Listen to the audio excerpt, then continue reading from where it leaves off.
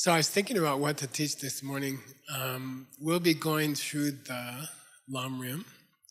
We've been doing it about 13 or 14 years. So my teacher taught me the steps to the path for 3 times through the book, which took 30 years. And so I was trying to do it once with you guys. And we're doing really well. I think we have maybe a few months to go. And the theory before I started this Lamrim was that all the Lamrims end in the last 2 perfections, meditation and emptiness. And when I taught this Lamrim, I decided to do the meditation and emptiness first. So we went to the end of the book when we started, and I taught meditation and emptiness. And then we started from the beginning of the book. And we're almost reached the part that we started with. And so we're finishing the book. But I promised to do one more meditation and emptiness section from another Lamrim. And I was thinking the Lamrim Chenmo of Tsongkhapa, which is the great Lamrim.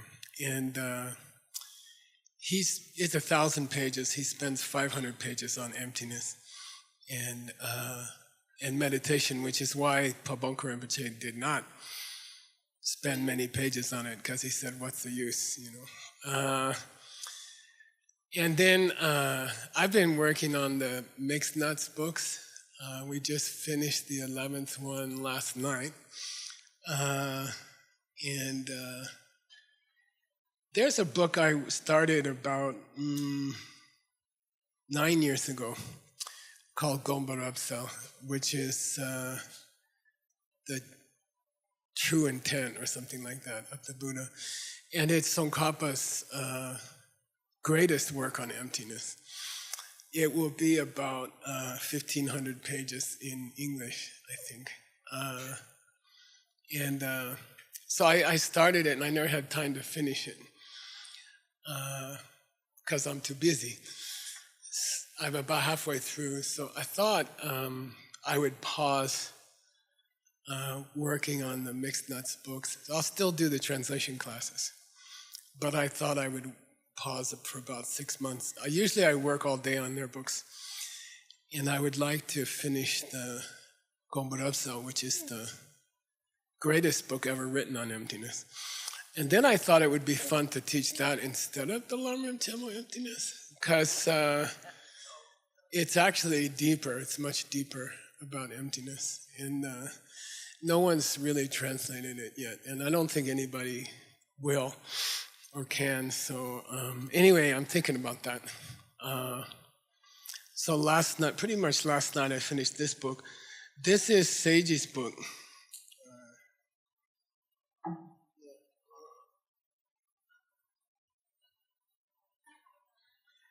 And we finished it I'm doing the table of contents last night.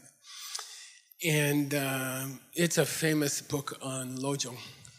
Lojong means, well, we'll talk about it. But it's basically compassion teachings, how to develop a good heart. And this is a teaching on a Lojong that was taught 1,000 years ago. It was basically the first teaching that came from from India to Tibet, and 1,000 years ago. And it was called Tsunje Korlo, which means the crown of knives, the crown that cuts your head open. And that was a famous Lojong text about 1,000 years ago. So I thought, I'm kind of in the mood for this, because I just spent about 4 months working on it. And it's amazing. It's a commentary that was given about 200 years ago. And it's amazing. And so I thought I would tell you a little bit about this book. And then I'll leave it up here and you guys can look at it. Our publishing team is a little behind. like 3 years. So I don't know how soon it's going to get out. Hopefully soon. But it's a beautiful book. And so there's I wrote an introduction. It's about 100 pages, and it's good. And it's the history of Lojong. And this Lojong means, so I'll tell you what it means, because we're in the middle of it in Pabongka's Lamrim. So we just are going through the Lojong part in Pabongka's Lamrim. After 14 years or 13 years, we've reached the Lojong part. So here's what Lojong means. 1,000 years ago, there was an Indian master called Atisha. His other name is Dipankara. Sometimes they call him Joje, which means the Lord. And he lived in India 1,000 years ago. He was attending a monastery named Vikramashila. And Vikrama means damn good. Shila means morality. Probably they wouldn't say that if they had good morality. But it's the name of the monastery. That and Nalanda are the two great Buddhist monasteries in ancient India. So he was a master there, and people would go to Vajrasana. Vajra means diamond, asana means seat, like under your as. That's really where the word comes from. So anyway, Vajrasana means seat of the diamond, and it's the old name for Bodh Gaya, which is where Lord Buddha was enlightened. And in fact, the first time we finished the Dhammapada Sutra translation into English, the first time I ever taught it was sitting under the Bodhi tree at Bodh Gaya, and it was awesome. That was 100 years ago, right? And anyway, so people used to go there and walk around the stupa for good luck. And so Atisha went there. $100 if you can tell me the Tibetan for Atisha. Yeah, punso. So pay Haggerty $100. Left hand to right hand. Yeah, he's got it ready. Yeah, punso. So Atisha means perfectly good person, perfect Atisha. So anyway, he was walking around the stupa at Bodh Gaya, and they say he looked up in the sky and there were two ladies talking. And one was younger, one was older. And one lady, I don't know, he doesn't seem like he was too worried that they were sitting in the sky. He's like, oh, And the one lady said to the other lady, if you wanted to get enlightened really fast, what would be the best way? And the other lady said, Sem Jong. Say Sem Jong.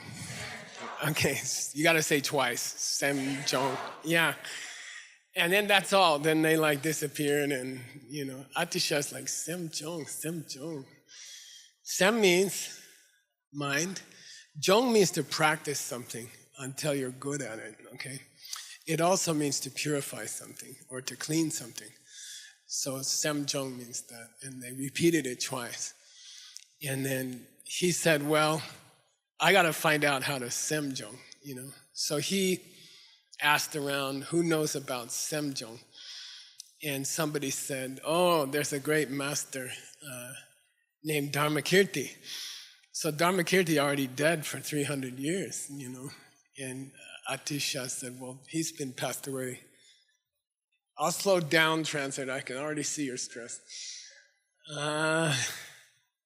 Dharmakirti lived about 350 years before Atisha, and he's the great logician, and you don't want to meet him because it's very difficult.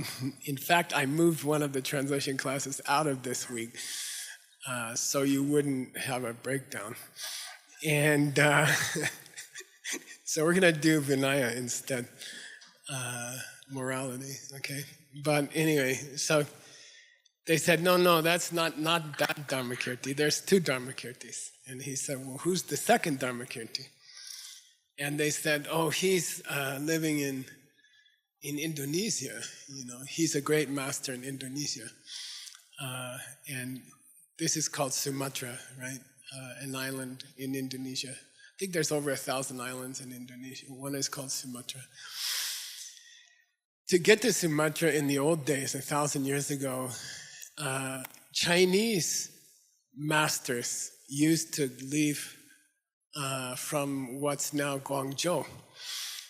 They used to leave from the port there in Guangzhou, and then they would sail to Sumatra and study there.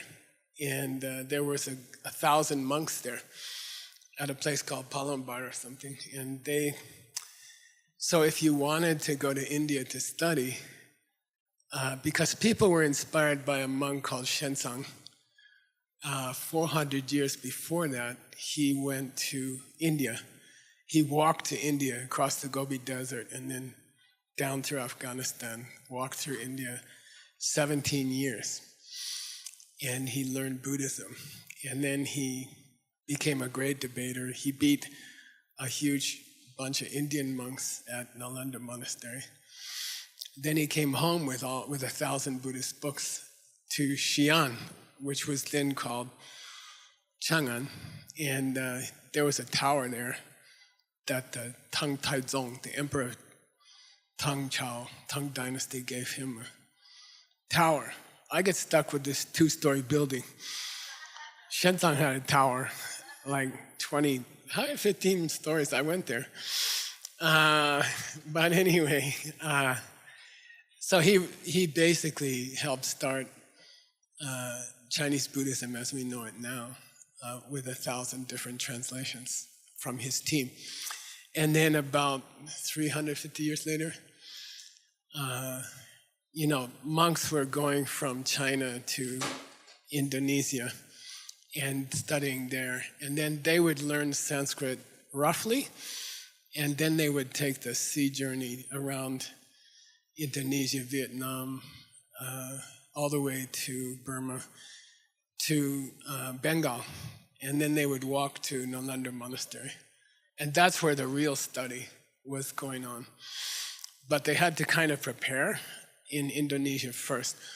So anyway, there were some great monks teaching in Indonesia. One of them was named Dharmakirti.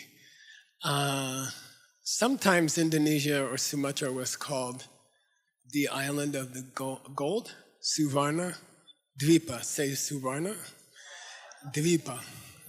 Suvarna means good color. Varna came into English varnish, which means the paint on a table or something. Suvarna means good color, golden. And Dwipa, pa means water. And Dwipa means split the water, which is what an island does. So Dwipa means island. So Suvarna Dwipa is the Lama from the Golden Island. And people told Atisha, if you want to learn Semjong, if you want to learn the mind, to purify the mind, study the mind, you got to go to Indonesia. So he took off on a boat, 13 months at sea. And I found out later he had 125 students with him. Like, to take 2 students is a pain in the butt. And I don't know how he survived with 125. And when Atisha later went to Tibet, he only took 1 or 2 students with him. Probably he learned. But anyway, there's a beautiful story. And he got into Sumatra, and he met Suvarna Dwipa Guru, the teacher from the Golden Island. And he said, will you teach me Semjong? Will you teach me, by the way, which means bodhicitta, which we can say compassion, okay? And the teacher said, yeah, I can teach you, but it takes a while. Okay, are you ready to commit? And he said, well, how long is a while? And he said, 12 years, And Atisha said, that's fine. I'll do it. And he stayed in Indonesia for 12 years, and he studied Semjong, okay? And then when he got back to India, he had three great teachers. He had 157 gurus, three greatest ones. And one of the other ones was named Maitri Yogi, okay? Say Maitri Yogi. He was a great master of Lojong. So all three were great masters of Lojong. And Maitri Yogi's famous story is that he was giving a public lecture in a town square in India. I think he was standing on a soapbox. This is an American thing. You stand on a wooden box to talk to a group of people in the old days. And somebody in the back was hassling with a dog. If you've ever lived in India, there's dogs, wild dogs running around everywhere. And the dog sniffed at the man, and the man took a stick and whacked him 3 times. And then Maitri Yogi, Atisha's second teacher, he goes, ah, ah, ah, like he could feel the stick, you know. And then the guy's like, ah, come on, you know, you're just pretending you can feel the dog's pain, you know. And Maitri Yogi says, oh yeah? And he turns around and he lifts up his robes, and you can see his bottom, and there's 3 red welts across his butt, you know. And he says, see? The guy's like, okay, I believe you. So that's his story. He taught Lojong to Atisha, two people. Then he had a third teacher in India named Dharma Rakshita. Say Dharma Rakshita. And he was the great master of Lojong also. And he saw that he started teaching Atisha Abhidharma, okay? And at the time there was the great exposition of Abhidharma. So Abhidharma was popular after Buddha for about 700 years. The Abhidharma guys took over Buddhism, and they were amazingly dull and boring, okay? And I studied Abhidharma that's the first thing I studied with my teacher. Usually in the Geshe course, you study it last. But my teacher was teaching it to somebody, so I did 12 years of Abhidharma with my teacher, and it's very dull and very boring. So anyway, they kind of took over Buddhism for 700 years, these guys. And so they had these huge books, like thousands of pages. And Dharma Rakshita was teaching it to Atisha. So Atisha was getting fed Abhidharma. And Abhidharma teaching on emptiness is very strange and not very sophisticated. And it doesn't help you a lot. It's extremely similar to modern science. So the Abhidharma system of understanding reality and modern science are almost exactly the same. So that was 2,000 years ago. And so he was getting fed this long, slow book of Abhidharma. And his teacher, Dharma Rakshita, went to town, and there was a guy dying. There was a man dying in his home. And there was a doctor taking care of him, and the doctor, announced that the only way this guy is going to survive is if somebody cuts a piece of human flesh off their body and feeds it to him. Otherwise, he'll die. So Dharma Rakshita is like, okay, I can do that. And he took a knife and he cut a big piece of steak off his leg, off his thigh here. It made a terrible wound, and they fed the meat to the guy, and he got better almost right away, And everybody was amazed, and then Dharma Rakshita had to go to bed because he couldn't stand anymore. And he went into a dream, Maitreya came to him and said, "Hey, something happened to your leg," and Dharmakshita's like, "Oh yeah, I had to offer some of my meat to somebody," and Maitreya puts his hand on his thigh and cured him in the dream. And then Dharmakshita woke up, and he looked, and his leg was all fixed, And then suddenly he said, "Why am I wasting time on Abhidharma? I can't do emptiness that way." And because of the blessing of Maitreya, he actually became a mind-only. He started to follow the mind-only school, which is like really good. It's not the ultimate, but it's really good. And so Dharmakshita studied mind-only. He became a mind-only master, and he taught that to Atisha, and like that. And he said it was the blessing of Maitreya that caused him to change his school to that. So that was the background of Atisha. Later, Atisha got teachings on Nagarjuna and the 6 books of Nagarjuna. Sometimes they say 5 books, and he became a great master of emptiness also.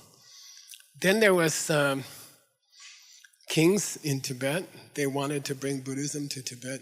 There had been some Buddhism came to Tibet with individual yogis like a few hundred years before. So Buddhism came to China like 700 years before Tibet. But in Tibet, it was around the time of Atisha that the main teachings reached Tibet. And Atisha was planning to go to, he was asked to come to Tibet and teach by the king. And the king was trying to fundraise, as I can appreciate, to get Atisha to Tibet. And then he was fundraising in a neighboring kingdom. And that king imprisoned him and said he would kill him unless his people gave him gold. And there was a big fight, and the king actually died in prison. And then his nephew decided to try to invite Atisha to Tibet. And they sent, it's a long story, but they sent a team to India to try to convince the abbot of Vikramashila to release Atisha. And eventually they made a deal that Atisha would stay for 3 years in Tibet, and he would teach for 3 years. Atisha was already 57 years old. In those days, the average age was 40, 45. You survived to 40 or 45. He was already like 12 years over maximum age. And nowadays, he'd be 90 or something. And so it was difficult for him to travel, but he agreed to go. And he went to Tibet, and they met a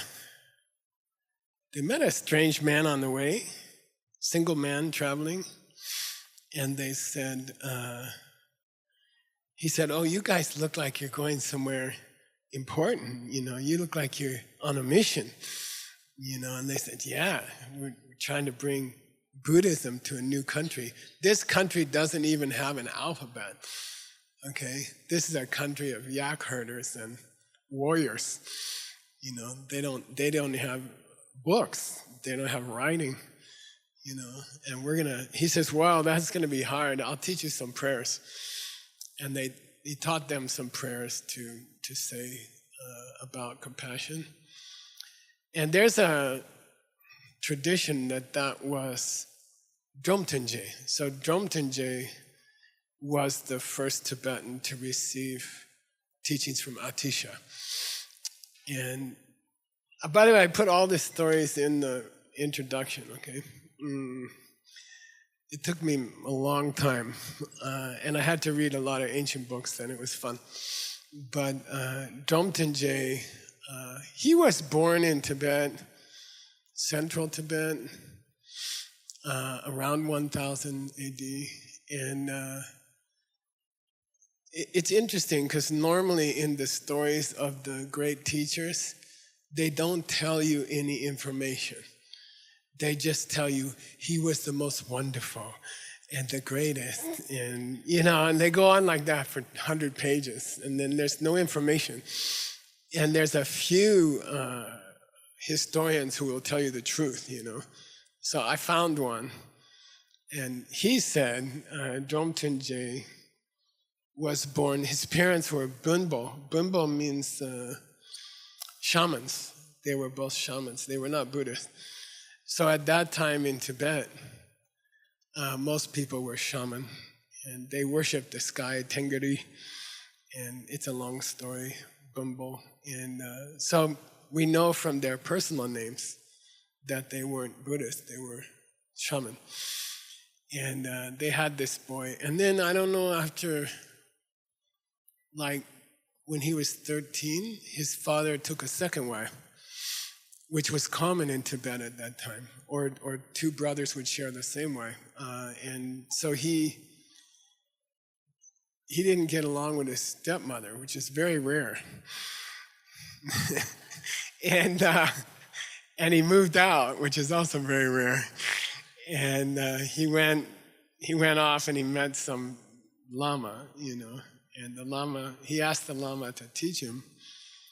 And because he heard the lama was going to go to India and study there, so he thought, I'll attach myself to this lama, and maybe he'll take me to India with him, So he did, and the lama said, look, you're too young for me to take you traveling, because people will say I stole you from your parents or something. I guess 15 was the driving age or something. He said, wait another year or two and you can travel with me. And then he went to Nepal. He met some Indian masters. He did a, what do you call it, clairvoyance contest? Who can read the other person's mind? And the Tibetan Lama won. And then he said, why waste my time in India? I think I'll go back to Tibet. And he went back to Tibet, and he took Drompton J. Drom, by the way, Drom is a place in Tibet. Tun means teacher from wherever. So when you say Tun at the end of a person's name, it means Tumba, which means teacher. So you could call Arizotun would be the teacher from Arizona or something like that. So he's Drompton. His monk's name is Gyalwé Jungne, which means the source of victorious Buddhas. Okay? And so anyway, the teacher told him, look, I have to go to East Tibet, which is called Kham, and you can travel with me. It's 1,000 miles, on horseback, and you can come with me, but you have to do whatever I say, or else I don't need the trouble, which I also appreciate. And so he's like, Drompton J's like, I promise, whatever you need, I'll do, And so he got stuck with watching the horses all night. What do you call it, horse guard? And in Tibet at the time, that involved picking thorn bushes like cactuses with your hands and setting them around the cattle so they couldn't get out and people couldn't get in. So he had to be pulling cactuses up with his bare hands, all evening, and then guarding and then during the day, his teacher made him crush barley powder. Because of Tsampa, they need to eat it in their breakfast, right? And my Lama did the same thing to me. And I know what it's like. And you take this thing called a ting. It's a heavy piece of metal pipe, this thick, with a bottom. And then they give you a heavy metal rod. And you drop a few barley corns in there and you smash them. And then you take them out and you smash more. And it takes like 4 or 5 hours. And my teacher insisted it was the only way that Tsampa would taste good. if you did it by hand. So I went through that.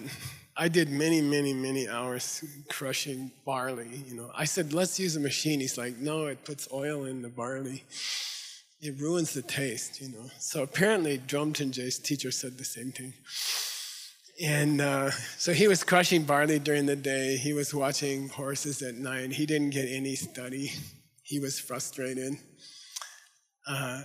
But then, people asked him later, did you feel upset at the Lama? And he said, well, actually, nah, I thought it was an honor to serve my teacher, And so he didn't complain. Finally, some of his teacher's friends said, why are you wasting his time? He could be a great Geshe. He could be studying, Why are you wasting his time guarding horses and, smashing barley? So they were passing a lot of monasteries, and he had been teaching him. And he said, okay, sometimes you can go in the monasteries and debate with the monks. And this way, Drompton Jay became a great debater. In the meantime, Atisha is trying to get over the mountains in Nepal into Tibet. And Tara comes to him. By the way, the two ladies were Tara and Vajrayogini in the sky. And Tara comes to him and says, keep your eye out for the Upasika. Upasika means a layperson with lifetime vows. So Drompton Jay is famous. He was the first great Tibetan Buddhist, but he never became a monk. He was a layperson. And he never went higher than taking his 5 vows, or 8 vows. So he kept those vows his whole life. So in Sanskrit it's called Upasaka or Upasika. And Tara told Atisha, keep your eyes out for the Upasika, because he's going to help you in Tibet, And so Atisha entered Tibet through Nepal, which is West Tibet, and a province called Ngari. And it's the far western side of Tibet. Drompton Jay was smashing barley and picking thorns in the east, 1,000 miles away. And then one day, and he was learning to debate. And then one day he decided he would like to learn Sanskrit, because if he ever met an Indian teacher, he could talk to him. So he found a teacher called Dai Serma, which means thorn of Sanskrit. It means he was a tough teacher, like nail, and he taught him Sanskrit. And then Drompton Jay asked his Sanskrit teacher, are there still any great teachers left in India? And he says, well, there's Naropa, who could teach you Vajrayogini, but he's getting really old. He may have passed away already. And then Shantipa, who's similar. And then there's a new young guy named Atisha, and he's pretty good. And when Drompton Jay heard the name Atisha, his heart starts going crazy, and he's like, oh, that's my teacher, I gotta meet him, And then he heard that Atisha had climbed over Nepal and entered Ngari, West Tibet, and he asked his teacher, and he was afraid because the teacher, he thought the teacher might be jealous. We have a word for that in Tibetan, like professional jealousy, like there's a word for that. And so he said, would you mind if I've served you for 13 years, could I just go meet this other teacher, because my heart beats fast whenever I think about him? And he says, yeah, go for it, and here's a horse. And he says, well, the horse is all loaded with boxes. And he says, yeah, I got it ready for you. What's in the boxes? Scriptures. Have a nice time. Read them on your way. And so he took off to West Tibet, Drompton, riding as fast as he could. And there's a beautiful story that he stopped in a place called, he stopped in an empty place, kind of like Diamond Mountain.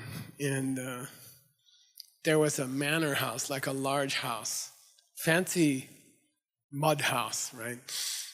And there was a lot of partying going on inside the house. And he's thirsty, and he's tired, and he needs a place to sleep, and maybe some food or something. And he says, what's going on? And they say, well, that's a guy named Kabir. Kabir Jr. and Kabir Sr. are the two owners of this area. They're the big ranchers. They're like, what's those ranchers' name next door? Huh? The Clumps. They're like the Clumps, okay? May you never meet the Clumps. I met them once. They had all these guns, I'm like, what's the guns for? And they said, we shoot rattlesnakes. I'm like, okay, just rattlesnakes, right? And anyway, they're like the Clumps of that area. And by the way, they own the marble quarry, so we're actually getting along with them.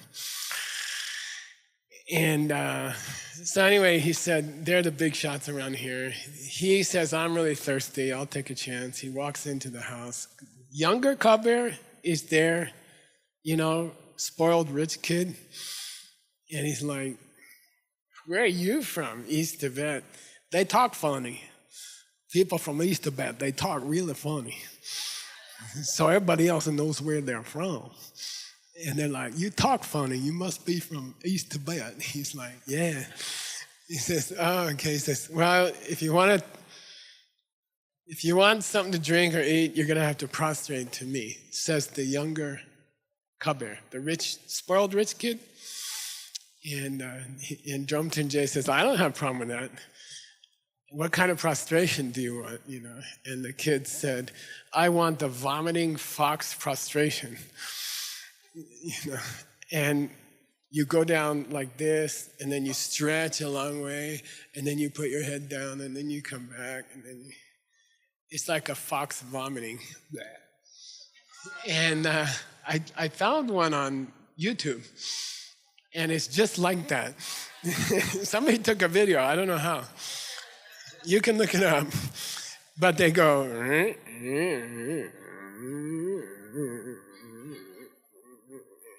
he did the fox vomiting prostration to Kabir Jr. And then they sat down and they start having refreshments. And then after a while, Kabir says, you wouldn't be that Drompton, would you? From East Tibet. He's famous already for debating the monks in the monastery and beating them. And Drompton is like, yeah, that's me. And he goes, oh, I'm so sorry. I didn't know it was Drompton, And he takes his seat, and he gives it to Drompton, and he says, I'm so sorry about the prostration thing. And Drompton is like, don't worry about it. He's a very chill guy. And he's like, don't worry about it, it's okay. And they start talking, and Kabir says, by the way, I'm really rich, and I'm going to build another large house here as a temple, and I need a temple keeper. And would you be interested, And Drompton is like, first of all, by the way, Drompton got this mission. He can see what Atisha is going to do in Tibet. He can see what's going to happen. And he's already thinking of how to fundraise, right? And he's like, well, if it was a big temple, I might be interested, And the guy says, well, I'll make it pretty big. He says, no, I mean like a castle. And Kabir's like, okay, I could do a castle. And he says, okay, you build a castle, and on my way back, I'll stop and I'll see if it's big enough, I'll stay, And on the way back, 17 years later, he's got this big castle, and that was Radrang Monastery. That became Wadring Monastery. That became Drompton. That became the first great Tibetan monastery. And Atisha and Drompton taught there. And that's where the Lamrim was first taught. And that's where Lojong was first taught. And that's where Tsongkhapa had the vision to write the Lamrim Chimo. And if you know the source of all my good, that's where he spoke those words. So Wadring is a very important place. And they built it just for Atisha to teach. You see? Anyway, then he had Drompton heads off to the west. Kabir gives him a new fresh horse, like a really beautiful horse, and as a gift, and he's galloping, and he runs into a war. And there were lots of local wars going on. There's a joke in Tibetan. There's a mak timbachi gyengyari. There's somebody's having a major war. I think 3 people died. Anyway, so he couldn't get to West Tibet on the road. It's called the North Road, and Changlam. And he had to go through the forest, and he got lost in the forest. And then he found a deer. He ran into a deer, you know. And I was doing retreat in Flagstaff many years ago, like 25 years ago, and I met a deer in the forest, and we just like ran into each other, and I thought, I'll sing the mandala offering to him and see what happens. And he just stayed there, and he was like, wow, you know. And so he met this deer, and the deer is like, you know. So he followed the deer a long, long way, and he found the house where Atisha was staying.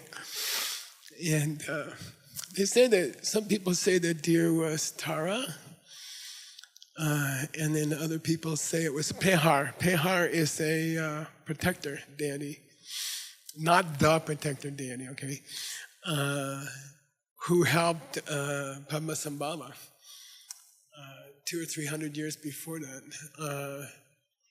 And they founded a monastery called Samye, which is very important for Atisha and Drompton. So anyway, this deer took him to Atisha's house, and he went in the house, and he said, you know, he's all dirty and crazy and sweaty, and he says, where's Atisha? And they say, he's been waiting for you. Tara told him you're on the way, and you were supposed to be here this afternoon. Tara said you would be here this afternoon, you know, and then you didn't show up, so Atisha went to do prayers at somebody's house, you know, and just relax and have something to drink, and, you know, he'll come back. He's just doing prayers at somebody's house. And Drompton is like, are you crazy? You know, what if I die in the next 10 minutes, you know? I'm gonna go find him, you know. And he like runs out of the house, and he's running down the street, and he runs into Atisha, because Atisha's by like 57, you know, he's old, and he can't walk very fast. And he starts prostrating to him crazy, and Atisha blesses him, and then they go to the house of the sponsor, and Atisha says, this is the guy that was supposed to be here earlier. And I told you to make an extra meal for him. And the sponsor said, yeah, I remember, I got it already, you know. I got a big hunk of Tibetan bread and a big ball of butter, you know. So Atisha gives the bread and butter to Drompton. And then they do the prayers, and then Drompton decides to eat the bread and save the butter because he has an idea. And he goes back, they go back to the house, and Atisha's been keeping a tantric vase near his pillow for 3 days, because Tara said the guy will be here in 3 days, the Upasika, right? And so, you know, Atisha gives him tantric initiation immediately. And then Drompton J burns the butter. What do you call it? Clarifies the butter, makes ghee, and offers a butter lamp to his teacher. And he did that every night for the rest of his life. He offered a butter lamp at the pillow of his teacher. And then they started, and Drompton J's like, so you're going to teach the Tibetans Buddhism, right? And Atisha's like, yeah. And Drompton J's like, well, they don't know anything. And they're really rough people. And, it's not going to be easy. Do you have something kind of easy for them? And Atisha says, yeah, the two angels told me. Who? The two angels said Semjong. I got Semjong for you guys. Let's call it Lojong. Okay, Lo and Sem are the same thing. So he said, let's call it Lojong. I brought you a Lojong. And so Lojong is like first introductory Buddhism. And if you're gonna teach a whole country of crazy people, like Americans, then you might wanna start with Lojong. And my teacher used to start with Lojong. And the first thing he taught me was Lojong. And there's a famous Lojong in 8 verses. So he taught it to me. That was the first teaching he ever gave me. They asked me here on next Saturday. Is it Saturday? We're going to have a 20th anniversary? Or of what? Daimon. And they said, will you teach something? And I said, let's do the Lojong. The 8 verses, okay? Lojong Sigema, which is, the teacher is called Dorje Senge, which means diamond lion. And it's a very, very profound Lojong because it covers both Semjongs. Okay, Semjong. And it covers both aspects of Lojong. So, by the way, so Atisha started with Lojong. And he didn't do the 8 verses, he did the crown of knives, which is what this is, okay? This is the crown of knives. The actual Lojong is 100 verses, roughly. The commentary is, 800 pages, okay? And so he taught that one. His teacher, Dharmarakshita, gave him that Lojong. He taught him that Lojong, which was, at the time, it's called Asiddhara Chakra. So Asi means steel sword. Dhara means holding a steel sword. And chakra means a crown or a wheel. So Asiddhara Chakra is the ancient name for a weapon. And Stanley found me the Chinese version, which is called Blood Dripper. It's like a ninja thing. What do you call it? Say again. Sheditza. Anyway, it's the same thing. You throw it like this and it spins. It has blades on the outside like a helicopter, and it has blades on the inside. And it cuts the person both ways, okay? And that's called the crown of knives. Sometimes it comes down on your head, and that's what happened to me and John Brady. No, I'm just kidding. We got it to go back up quickly. It'll cut your head from the inside, and then it cuts you from the outside also. So it's the name of this Lojong is the crown of knives, and the idea is that your karma comes back to you like a wheel of knives. Okay, so whatever you do to other people comes back to you like a crown of knives, There's a many beautiful stories in here. One cool one is the guy who makes a sword on his anvil, a blacksmith who makes a sword, fancy sword for a special rich guy, and then carries it, he finishes it, and he carries it to the rich guy, and he trips on the way, and he stabs himself through the heart. And they say that's the Lojong. Got it? Like you intend to hurt somebody, and you get all ready to hurt somebody, and maybe you hurt somebody, but then it comes back and it hurts you. The other example is in this book is poison arrow. When this guy is going to a battle, and he coats the arrows with poison, and then in the middle of the battle, he's really going fast, and he cuts himself, and he dies. He dies in the middle of the battle. And they say that our life is like that. Every time we want to hurt somebody, every time we get ready to hurt somebody, it backfires on us. And that's the idea of the wheel of knives, or the crown of knives. The ancient story, where we found the Sanskrit, is the story of Maitri in the Karma Vibhanga, which this is a sutra by Lord Buddha 1500 years before Atisha. And it's a story about a young man who goes to sea. You know the story. And his mother asks him not to go, and he insists on going.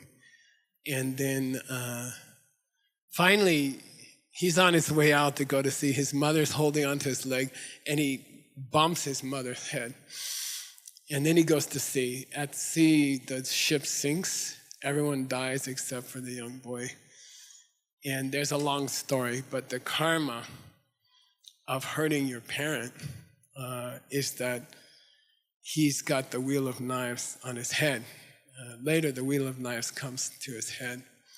But Maitri, just as the wheel is descending onto his head, he makes a prayer that he should take the pain of the knives, and it should cause his parents to never have any pain. See what I mean?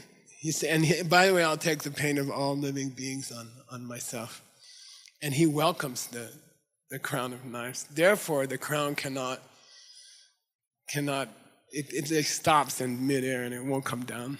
And so the translator was Seiji, and at the time he was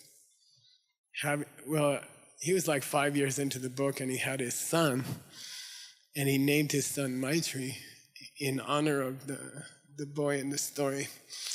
Okay, so, and back in Indonesia, around the time of Atisha, or a little bit earlier, they were building a pyramid, a grand pyramid called Borobudur. And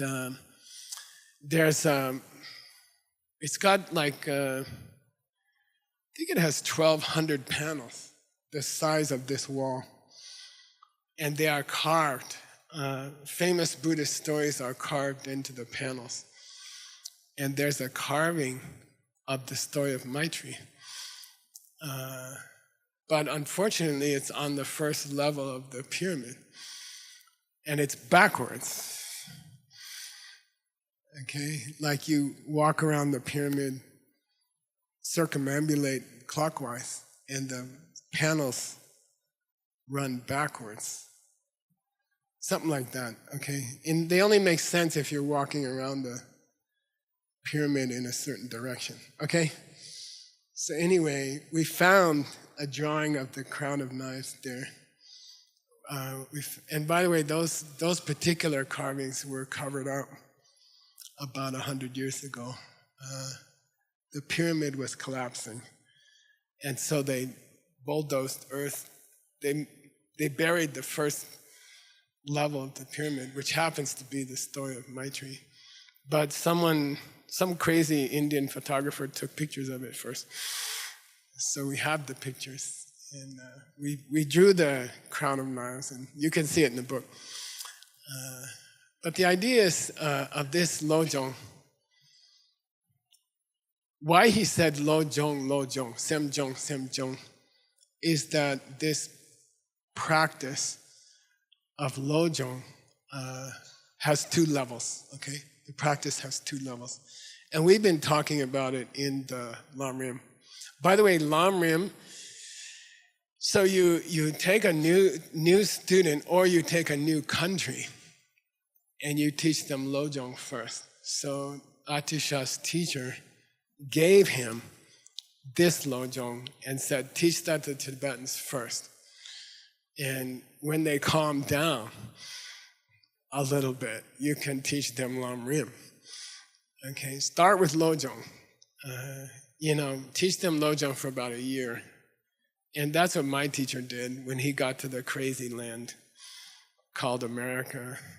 And he taught Lojong for about a year. And then second level, you teach Lamrim. When people are ready in a new country or something, first you do Lojong, because it's short and it's complete. And then you teach Lamrim, which is long and complete. Okay. And if the people are serious, then you teach them the five great books. Okay, the 5 great books of philosophy. So that's kind of what I've been doing for the last 30, 40 years. Okay, so do Lojong, then Lamrim for the busy people who have phones and stuff, and and then the serious people, we do the classics, the 5 great books, which is the Geshe course, okay? And it takes like 20 years, 25 years. And so that's what we're doing in the translation classes. And if you want to go deeper.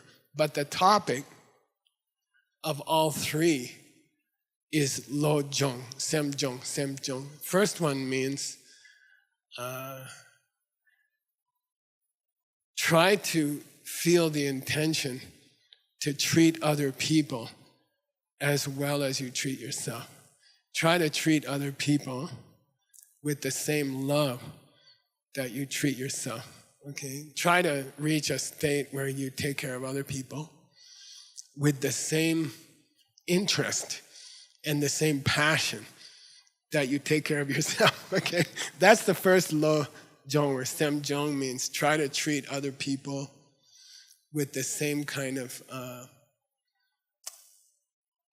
interest that you take care of yourself, okay? And by the way, we all take care of ourselves better than we take care of other people. And that's just human nature. If you're on this planet right now and you're not Vajrayogini in disguise, which you may be, I don't know, because you're disguised, but everyone else of us, me, we take care of ourselves better than we take care of other people. And that's just human nature. And it's why we're here. Because this is kind of like the back of the class. This planet is the back of the class. But when am I supposed to shut up, you guys? 5 more minutes? Something? I got to time this right. Tim? Serious? Wow. Okay. Oh. 5, 10 minutes more? So half an hour more. Oh, how long is the class? Huh? Okay. It's another world. Okay, good. So the first Semjong means I'm going to turn on. I have a phone. No, I got a phone somewhere. Hang on. I don't trust Dime Mountain Time. People are in another world. Okay, 7:15, am I right? Okay, right. So the first Lojong, first Semjong, means practice the state of mind where you try to take care of other people with the same passion that you take care of yourself. Try to equal it out. And that is called deceptive Lojong or first level Lojong.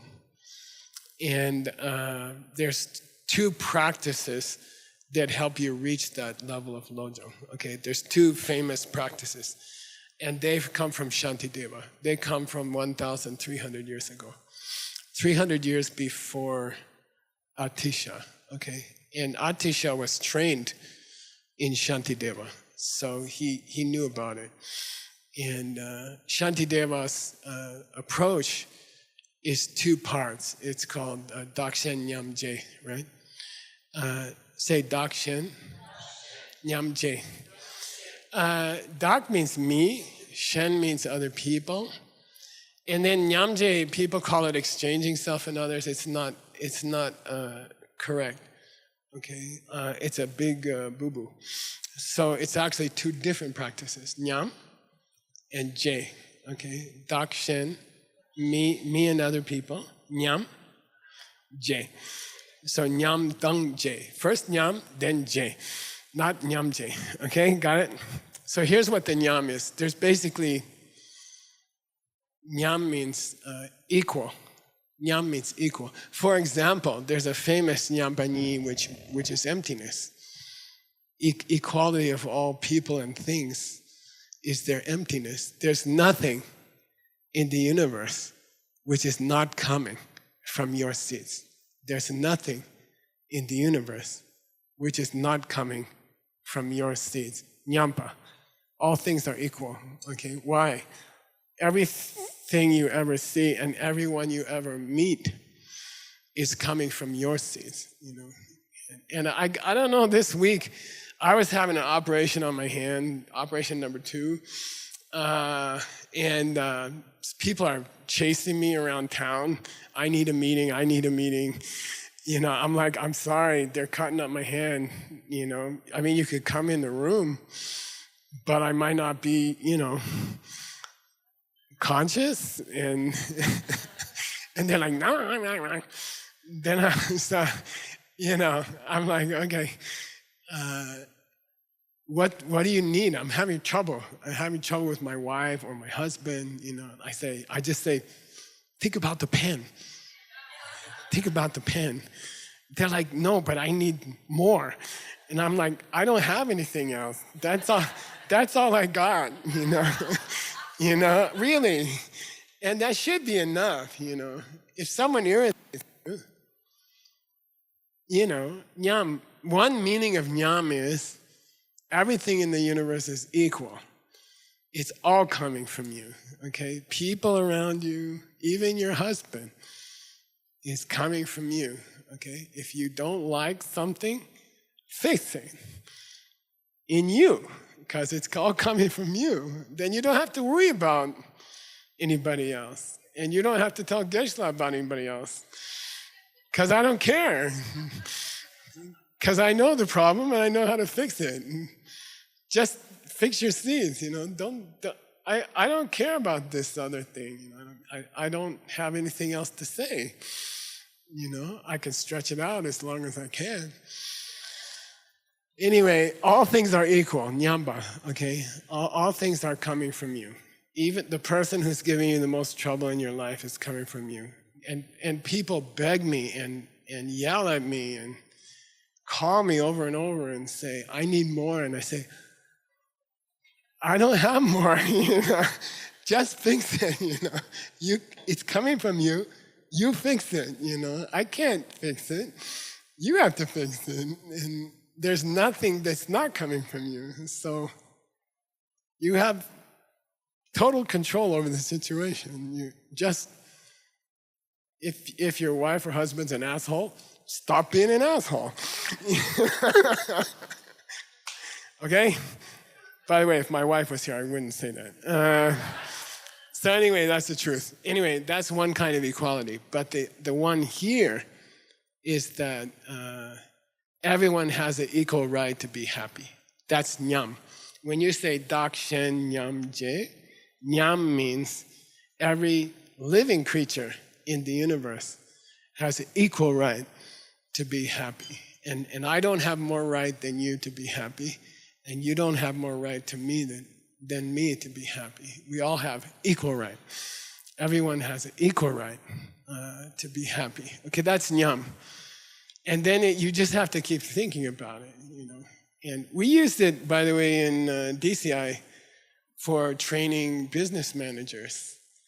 Like all the people on your work team that you're trying to get to work for you, they have an equal right to success that as you do. Okay, you're the boss, you want them to work well, but they have the same right as you. They have the same right. They also want to be successful. So Nyamba means everyone has an equal right to be happy. No person in the world has more right to be happy than another person. And it sounds obvious, right? But it's hard to do it, right? It's hard to act on it, okay? Then J is very tricky, you know. They say exchange self and others. It's not that easy, okay? You're supposed to sit in Baron's place, and I'm supposed to switch with you. You're supposed to be in my body. I go into your body. I get in your body. I look through your eyes at me. And then I try to imagine how Baron's feeling about Geshe-la, you know, which Geshe-la usually doesn't worry about. And then suddenly Geshe-la is like, whoa. So that's what Geshe-la looks like. Okay? Got it? So the J part means, it doesn't mean,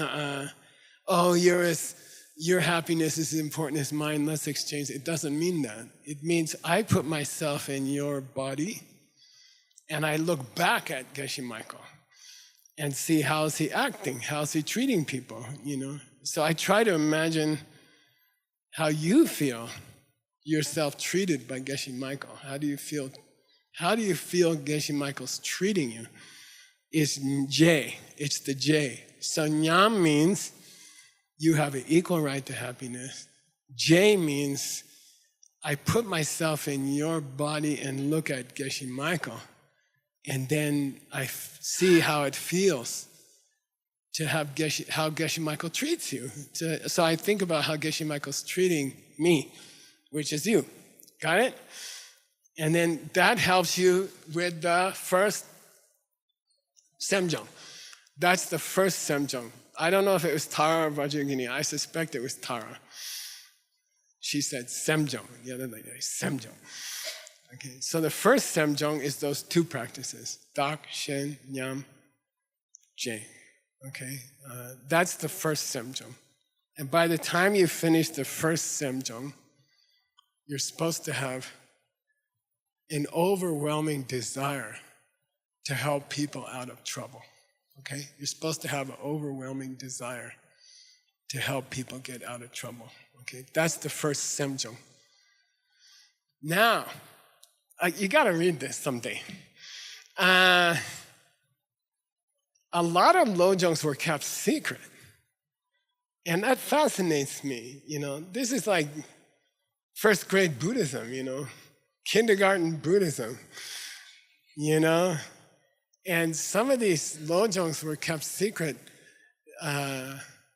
for 800 years. You know, they were passed down secretly. If you YSI guys, if you know Virupa, is one of the great Mahasiddhas, one of the 80 great yoga practitioners of ancient India, is Virupa. And by the way, Vi means, in this case, it means defective. And Rupa means his personal appearance, Rupa. And Virupa means Mr. Ugly. And he's like one of the most famous yogis of all time, you know. So who are you, Geshe-la, to call him Mr. Ugly? Hey, somebody else named him, not me. It's Virupa. And he's called deformed because he had a third eye. Okay, and he looked weird. Okay, got it? People just met him and said, "You look weird." You know, he's like, blink, blink. Okay. And that's Virupa. And he there's a tradition that I found in my research that says some of the Lojong started with him. That's 300 years before Atisha, you know. Then I'm like, first of all, I didn't believe it. And then I went and checked all the books by Virupa. And there is a Lojong. It's not called a Lojong, but the main topic is Semjong, which makes it a Lojong, you know. And I'm like, wow, that's unbelievable. So why did they keep it secret for 300 years up to Atisha?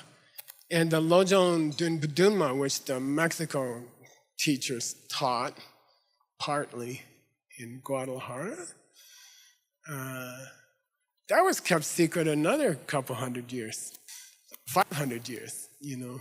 Why keep the Lojong secret? By the way, it took 12 years for Atisha to learn a Lojong that you can recite in 47 seconds. I tried. Like that, I timed it, 47 seconds. He spent 12 years learning a 47-second prayer. You know, what's there that you can spend 12 years on, you know? And why do you keep it secret? That's the second Semjong. Yeah. That's the second Semjong. Okay, the second Semjong means practice the perception of emptiness, because otherwise you can't help other people. Okay, practice the perception of emptiness. Semjong, because that's the only way you can carry out bodhicitta. That's the only way you can become a Buddha to help other people, is the second Semjong. And that's where the Peacock comes from, okay? So there's a very, very famous, the second Lojong that Atisha was taught is called Maja Dukjom. Say Maja? Dukjom. How the peacocks destroy poison. And you know the story that supposedly peacocks can eat poison plants. I'm thinking poison ivy. Have you ever had poison ivy? It's wonderful. You touch the plant on your skin. I mean, we don't have it in Arizona, in this part of Arizona, because nothing grows here anyway.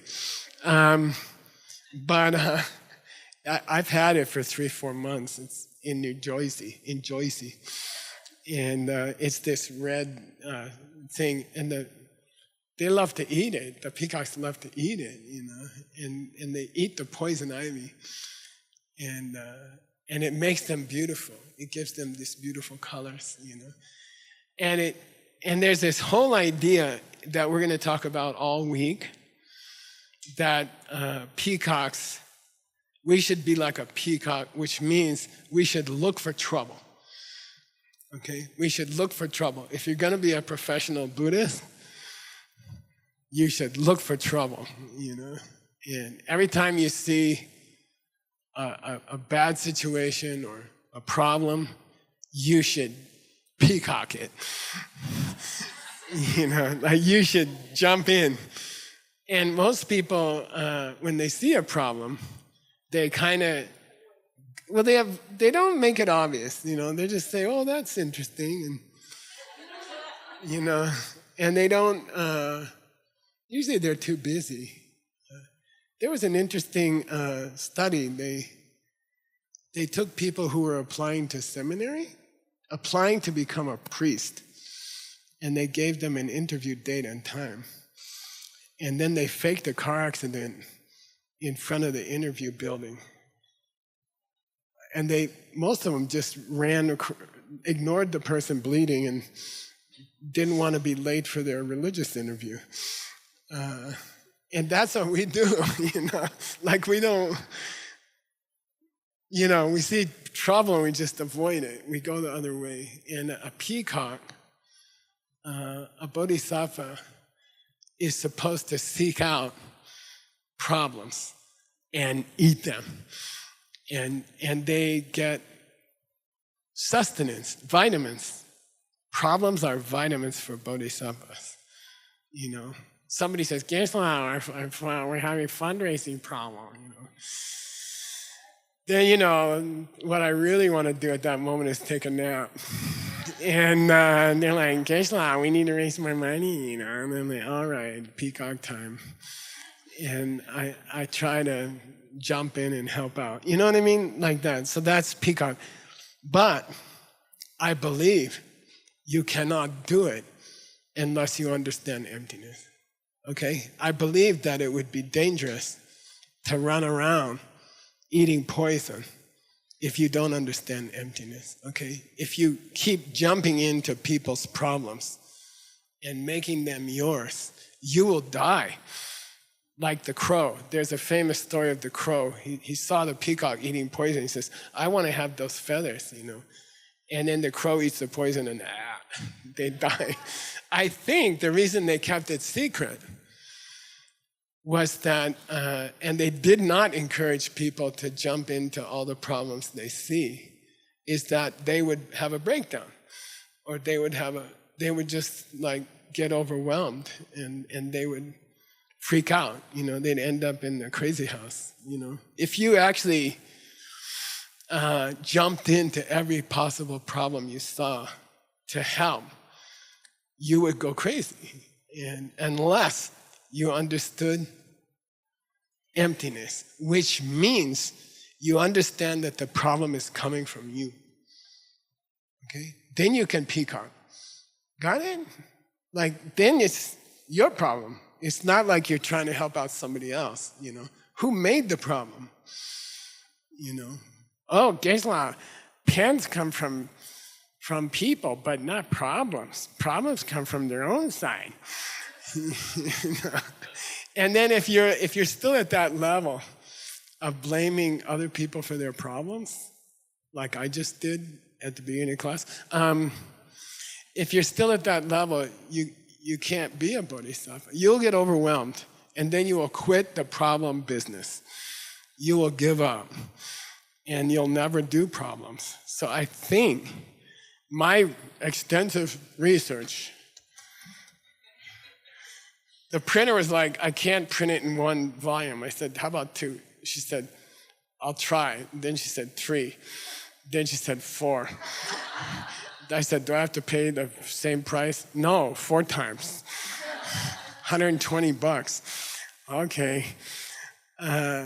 You know, that's why it was secret for like 800 years, you know, until the students could catch up on the emptiness side. It would be a disaster to encourage them to jump into people's problems, because they would get overwhelmed, okay? They would believe that they were other people's problems, and they're not. They're your problems. If you perceive a problem, it's coming from you. Then you have the power to fix it. You see what I mean? It would be unfair to send out all these peacocks, crows, to eat up everybody's problems, because you'll have a breakdown, unless you understand where it's coming from. And then you can handle it, and then you can help people, okay? And that's why the 2 ladies said, Semjong. The second Semjong is practice the state of mind of emptiness. Otherwise, you're gonna get in trouble. You're gonna get overwhelmed. You're gonna have a breakdown. You're gonna have a Dharma breakdown. By the way, people who have a Dharma breakdown are hopeless. They get really mean. They're like, "Yeah, I tried to help everybody, Geshe-la. They're all assholes." You know, I gave that up. Oh, that was the old days when I was trying to be a Buddhist. Forget that. You know, okay, got it?